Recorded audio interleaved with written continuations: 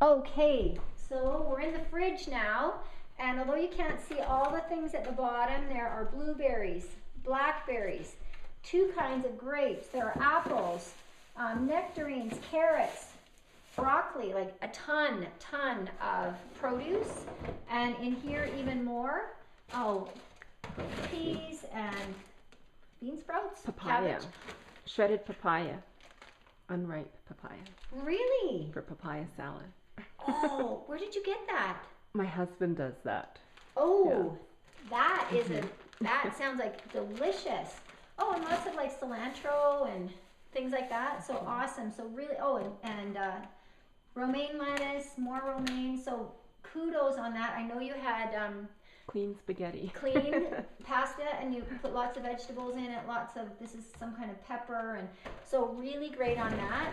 We're going to try and cut back on the processed meats just because, I mean, I know that it's, you know, easy for lunches and stuff, and so I noticed we didn't talk about it in the pantry, tons of tuna, salmon, crab, really great lunch choices.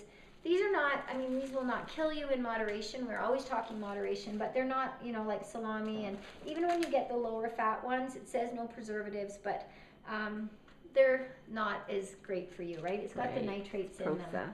And the more processed, the closer you can get to the ground, you know, less out of a box, the better. So you've got your kids drink milk? Milk and lactate milk. And lactate and soy milk. Okay, and soy milk. And I'm glad that if you're doing soy, you're doing unsweetened.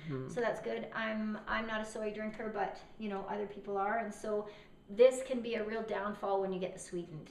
Tons of calories and sugar. So that's like I said, I'm not a big soy fan for myself, but you know, better that it's the unsweetened. We've got lots of more fruit, basil with the olive oil, which is probably a good choice.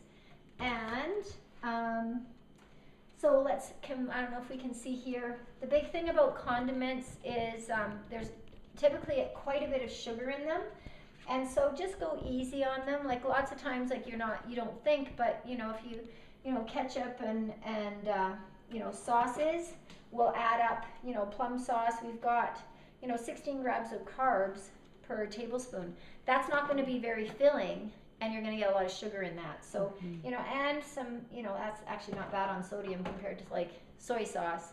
Always want the low sodium soy sauce, like super high on the sodium and the soy sauce. Greek yogurt, my absolute favorite. I want to kiss every Greek I see. How they make this so full of creamy goodness with no fat. This one is a 2%, and so still pretty low in fat. There are some Greek yogurts out there that have more carbs in them. Like this one has actually 17 grams of carbs. This one has 21. Why? Oh, because it's vanilla. I bought this by mistake once. So read labels very carefully. It still has 13 grams of protein. That is the good one. The Liberty one. Oh. Yeah. 6. Yeah, and so this one only has 6 carbs, but 18 protein. So on the yogurt, just be careful that you're, you know, because this one's going to be sweeter because it's got the carbs, you know, the honey in it. But yeah, so just, you know, go a little bit lighter on your portions with that. So, and you know, your jams are the double fruit ones, low sugar. Juices, we talked, I don't know, whoa, oh my God. Okay, we cleaned up the milk that I just spilt in the fridge, and we're asked about the almond tofu dessert, which I've never seen, but just looking at the label, filtered water, soybean sugar, natural flavor. I mean, you could do a whole lot worse on dessert. The whole per container is only 90 calories, 14 grams of carbs, and 5 grams of protein. So, and I don't know if your daughter would eat the whole thing. Yeah, but it's only 90 calories and only 14 grams of carbs. There are 10 grams of sugar, 1 gram of fiber. So per serving size, we try and keep carbs, like sugars, to less than 10. But as a treat, you know, like I wouldn't have this as a staple, but as a treat, you could do a whole lot worse on a dessert. Like, so that is probably a good choice. Hummus, I want to say, awesome. And this is great with vegetables, right? So a great snack idea. I don't know if your kids would have hummus at They lunch. love hummus. So hummus with some crackers, like even Triscuits or pretzels, or something at recess would be a great choice too. Okay, that So would be good. and it doesn't have to be, you know, like it could last till recess, right? Oh no, they love hummus. Perfect. I want to mention eggs. So eggs are a great choice.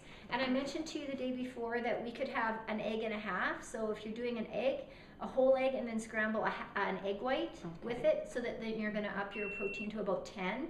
That's a perfect amount for breakfast.